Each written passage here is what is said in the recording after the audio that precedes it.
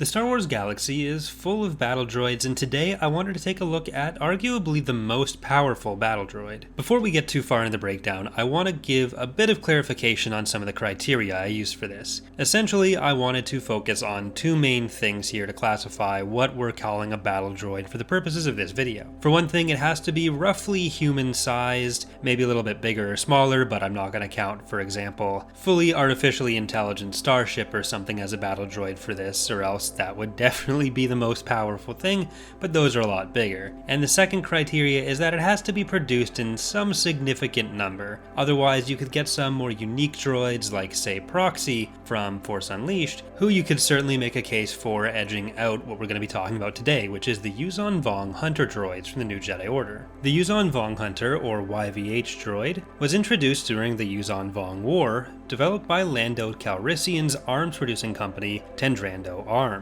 At the onset of the Yuuzhan Vong War, Lando was running a facility known as Lando's Folly, a mining facility on Dubrillion. During the initial phases of the Yuuzhan Vong War, Dubrillion became one of the early targets of the Yuuzhan Vong advance, leaving Lando and his wife Tendra wondering how they could contribute to the war effort against the Yuuzhan Vong. Their solution to this problem was the Yuuzhan Vong Hunter droid, deployed about 2 years into the war. The droids themselves were 2 meters tall and usually armed to the teeth. On top of being skilled with various types of weaponry and being able to be loaded out with various types of weaponry, including different types of rockets and blasters. They were additionally equipped with repulsor lifts on their legs, allowing them some amount of control during missions that saw them deployed in vacuum, but also giving them greater mobility during typical ground combat. They were specifically designed to combat the Yuuzhan Vong, with a few design features centered around that, but throughout the years after the Yuuzhan Vong War, on top of their standard loadout, there were a few design features keyed specifically towards the Yuuzhan Vong. For one thing, their general body shape and body type and facial features were modeled after the Yuuzhan Vong,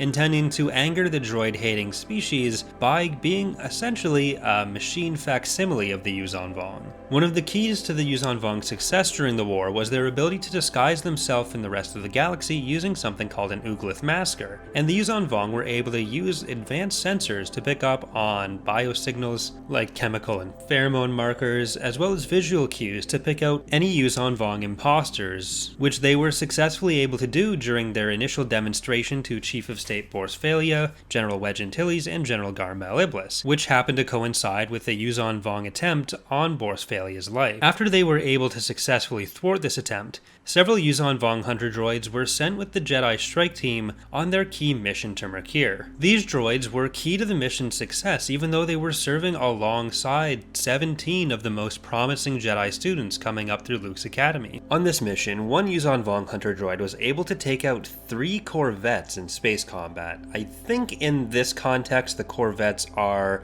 closer to what you'd normally think of maybe as a gunship size or like a skip ray blast boat.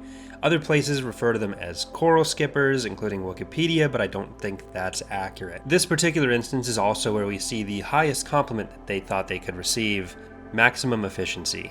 They were able to hold their own in this combat mission, along with many others during the war, and they were later remarked during the Legacy of the Force books to be basically able to beat a Jedi in a one-on-one fight if it dragged on long enough, since the Jedi would tire, but the Yuuzhan Vong Hunter droids wouldn't. This success saw many variants of the Yuuzhan Vong Hunter droid being made even after the New Jedi Order series and the end of the Yuuzhan Vong War, with various other military but also private applications being found, including the use of one as a nanny droid for Ben Skywalker, when mixed with some typical nanny droid technology. One was even sent to Earth in the year 1984 to hunt Sarah Connor. Oh, no, wrong universe, sorry. More important than any combat capabilities, though, was the fact that the voice was modeled after a hyper-masculine version of Lando's own voice, which I think even if you disagree with my other points about it being the strongest droid in galactic history, that would put it over the top for anyone, right? Either way, that's going to do it for our video on the Yuuzhan Vong Hunter droids. Hope you guys have enjoyed. If you have, consider leaving a like or subscribing for more. And if you have any other topics you'd like to see me cover on the channel, or just want to tell me all the reasons I'm correct, leave those in the comments.